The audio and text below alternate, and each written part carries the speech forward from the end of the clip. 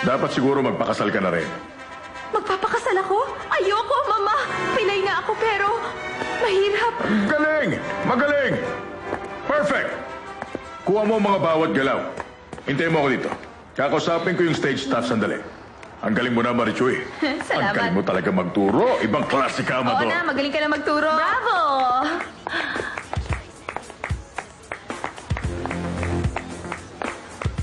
Magaling.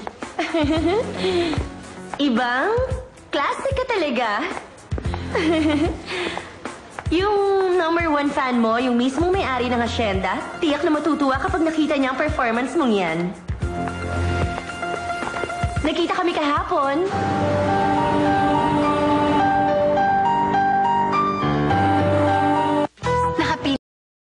Good enough. Feel Clear's cooling menthol on every nerve of your scalp. Up to 3 times more effective against dandruff. Is your shampoo cool enough? Clear Men. No dandruff, just cool hair. Maupo ka, Patricio. Bahay mo to. Sa totoo lang, nasurpresa ako at napadalaw ka bigla. Sandali lang naman ako dito. Hindi ako pupunta rito kung hindi importante. Bakit? Anong nangyari? Wala naman. Napunta ako rito, Isabela, para humingi sa'yo ng impormasyon. Talaga? Sige lang. Maupo ka kung gusto mo. Salamat. Hindi ako magtatagal. Gusto ko lang malaman kung saan ko matatagpuan si Marichoy. Ano? Alam ko may alam si Estefania. At kung alam niya yon, sigurado akong may alam ka rin, Isabela.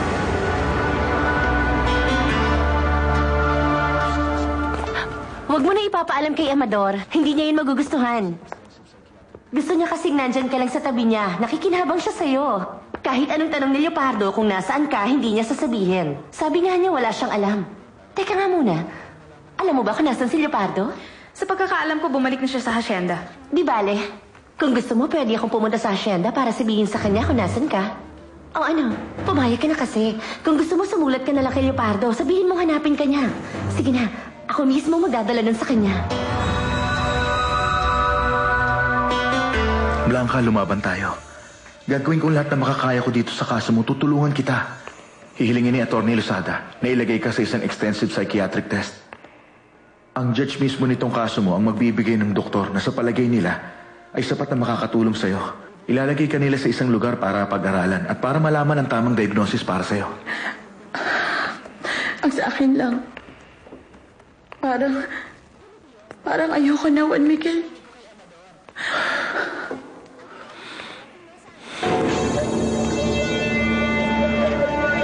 Blanca? Blanca?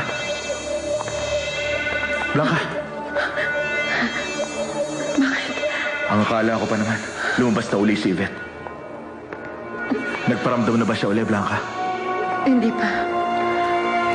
Alam kasi ni Yvette na kulungan ang lugar na ito. At sa palagay ko, ayaw niyang maramdamang nakakulong siya dito. Ganito yon. Yung pangalan yon, narinig ko kay Amador. Yung asyenda naman, ang totoo hindi ko alam kung nasaan. Pero kung bibigyan mo ako ng ilang detalye at magtatanong ako sa mga tao, matutuntun ko yon. Ano, gusto mong gawin ko yon? Mas gusto kong wala ka ng pakialam sa buhay ko. Naintindihan mo ba? Ayoko nang makita o makasama ka pa. Bumalik ka na sa pinanggalingan mo, pwede ba? Salamat!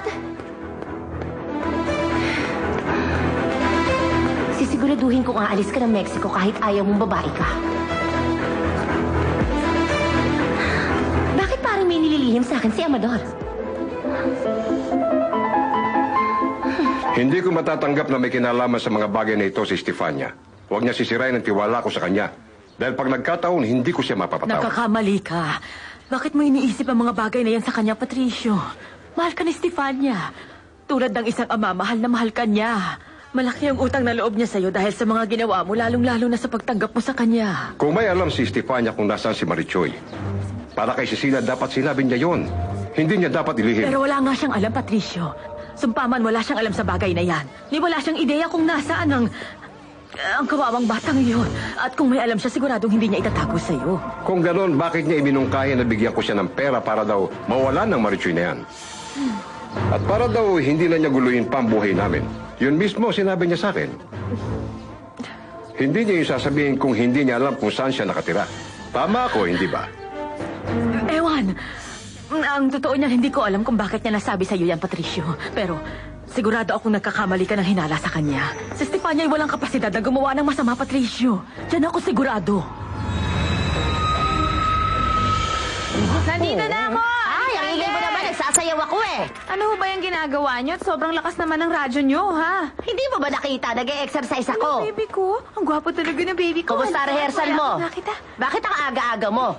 Iniwan ko na sila doon. Ginawa mo yun? Opo, at malamang hinahanap na ako ni Amador ngayon. Lumabas lang siya para may kausapin doon sa likod ng stage. Hindi ko alam kung ano yun, tapos hindi na bumalik. Tapos noon, may isang buwisit na dumating kaya umalis na rin po ako. Sino naman? Si Estefania. Ah! Eh, ano naman nasadya niya? Ano pa nga ba? Nagpunta siya sa teatro para guluhin ang buhay ko. Ay, ano ba naman yan? Kailan ba mawawala ang pesing babaeng yan sa buhay mo? Malamang hindi na po. Nagpunta siya para sabihin nakita niya si Leopardo. Talaga? Nako! Ay, mukhang malaking gulo yan.